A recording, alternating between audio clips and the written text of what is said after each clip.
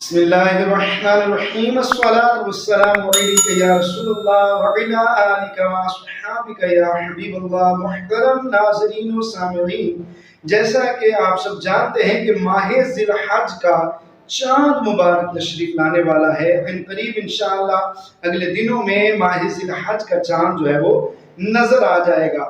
تو چاند کے نظر آنے سے پہلے ماہ ذی الحج کے تشریف لانے سے پہلے یہ ایک دو کام ضرور کر لیجئے۔ وہ کون کون سے کام ہیں؟ نمبر 1 تو اپنے بال وغیرہ کاٹ لیجئے، کٹوا لیجئے، اور نمبر 2 ناخن وغیرہ ترشوا لیجئے یا تراش لیجئے۔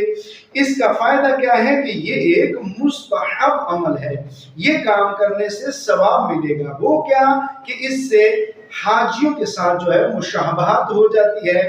حاجی جو ہے وہ ان کے لیے حکم ہوتا ہے کہ جیسے ہی ماہ ذی الحج کا چاند نظر آئے تو وہ بال وغیرہ ناخن وغیرہ نہیں کاٹ سکتے۔ تو ان کے ساتھ جب یہ مشابہت ہوگی تو اس مشابہت کا ہمیں بھی فائدہ ہوگا۔ اب اس کے لیے بالخصوص جو لوگ قربانی کرتے ہیں ان کے لیے ہے کہ وہ بال اور ناخن وغیرہ جیسے چاند نظر آئے قربانی کرنے تک وہ نہیں کاٹیں گے۔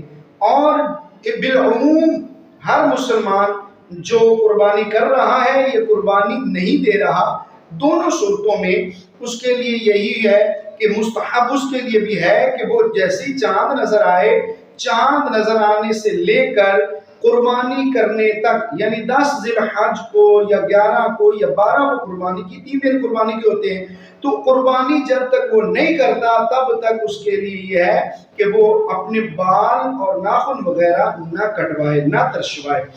اس کا فائدہ مستحب عمل ہے، ثواب ملے گا۔ اب اس کو کچھ لوگ، بعض لوگ جو ہیں وہ اس کو لازمی قرار دے دیتے ہیں کہ جی جیسے ہی چاند نظر آیا آپ تو نہ ہی بال کٹوانے، میں بالخصوص میں تو قربانی کر رہا ہوں، اور نہ ہی میں نے ناخن ترشوانے اور نہ ہی بال کٹوانے۔ تو ایسا نہیں ہے، یہ مستحب عمل ہے، فرض یا واجب نہیں ہے۔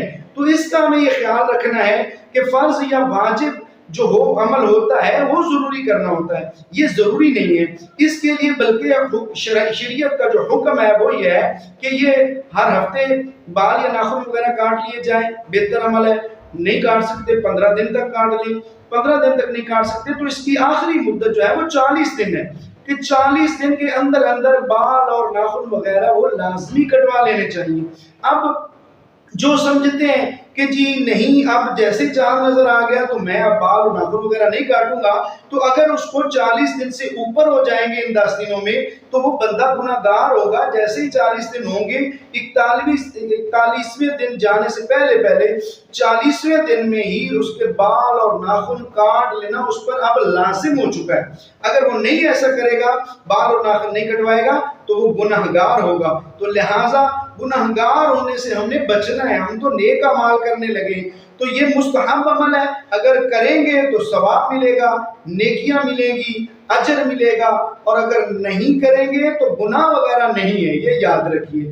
اسی طرح اللہ رب العالمین جل جلالہ کی بارگاہ میں ہم نے وہ عمل کرنے ہیں جن سے اللہ اور اس کا رسول صلی اللہ علیہ وسلم راضی ہوتے ہیں۔ تو یہ بھی مستحب عمل ہے، اس سے بھی اللہ اور اس کا رسول راضی ہوتے ہیں۔ تو جیسے ماہ ذی الحج کا چاند نظر آئے تو اس وقت سے لے کر جب تک قربانی نہیں کرتے 10 ذی الحج تک، جب تک قربانی نہیں کرتے تب تک کے لیے یہ ہے کہ آپ اپنے بال اور ناخن وغیرہ نہ کٹوائیں۔ یہ مستحب عمل ہے، اس کے کرنے سے ثواب ملے گا۔ اللہ رب العالمین کی بارگاہ میں التجا ہے کریم اللہ ہمیں عمل کی توفیق نصیب فرمائے، آمین بجاہ خاتم النبیین صلی اللہ علیہ وآلہ وسلم۔